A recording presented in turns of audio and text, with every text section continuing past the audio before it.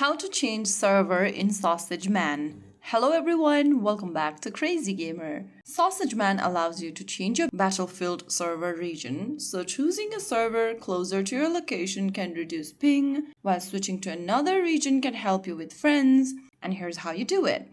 First of all, open Sausage Man app on your device. Once you reach to the main lobby, go to the top right corner and tap on the menu button. Once you do that, click on Settings. Inside the Settings menu, select Network from the bottom left.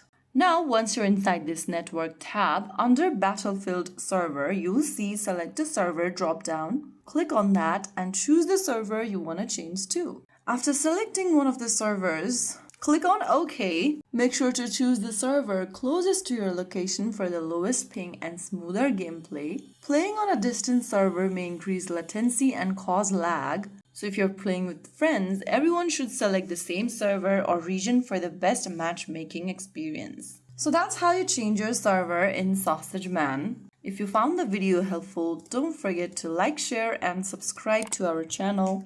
I will see you again in the next video. Stay tuned and thanks for watching.